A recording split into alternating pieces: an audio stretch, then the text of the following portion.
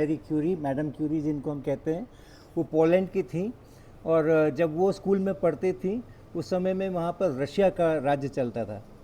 और Russia government ने बहुत तरह के जो बदलाव किए थे अपना शासन वहाँ जमाए रखने के लिए, उनमें से एक था, बहुत ही महत्वपूर्ण है, कि स्कूल के कैरिकुलम से सारे एक्सपेरिमेंट्स का जितना पार्ट था पहले से, उसको हटा दिया गया था।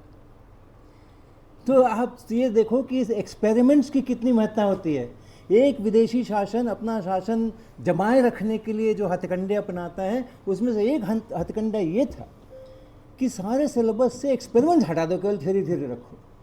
और फिर कुछ लोगों ने, कुछ जो आंदोलन नेशनलिस्ट लोग थे जो स्वतंत्रता के लिए लड़ाई लड़ना वहाँ चाह रहे थे, उन्होंने कोई टेक्सटाइल का कोई था यूनिट, उसके अंदर में गुपचुप लेबोरेटरी बनाई और मैडम क्यूरी ने वहाँ पर एक्सपेरिमेंट्स किए और वहाँ पर पढ़ाई की।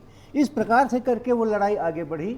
तो हम लोग अपनी इस नानी की तरफ से, आईएपीटी की तरफ से वही लड़ाई लड़ रहे हैं। आज की तारीख में भी हमारे जो एक्सपेरिमेंट्स हैं स्कूल्स के अंदर में, कॉलेजेस के अंदर में, वो बहुत कम हो गए हैं और उसको रिवाइव करना बहुत ज़रूरी है अपने देश को आगे ले जाने के लिए।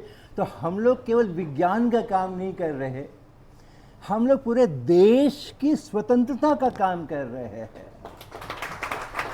ये बहुत बड़ी लड़ाई है, बहुत बड़ी लड़ाई है।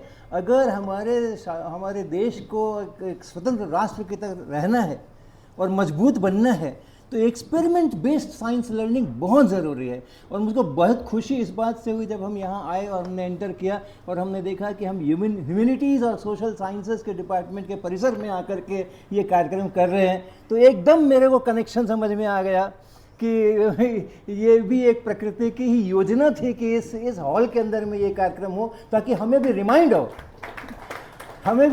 हो कि हम केवल वो फिज़िक्स पढ़ाने के लिए तक ही हमारा सीमित नहीं है काम। हमारा सीमित काम इतने तक ही नहीं है कि लोग इंटरेस्ट लें साइंस के अंदर में और वगैरह वगैरह। ये बहुत बड़ा आंदोलन है और हम सब लोगों को सौभाग्य मिला है, हम सब लोगों को सौभाग्य मिला है कि इतिहास में हमारा नाम दर्ज हो रहा है कि हमने इस आंदोलन के अंदर में हमने अपनी भागीदारी निभाई है। बहुत बहुत धन्यवाद। Thank you Dinesh ji.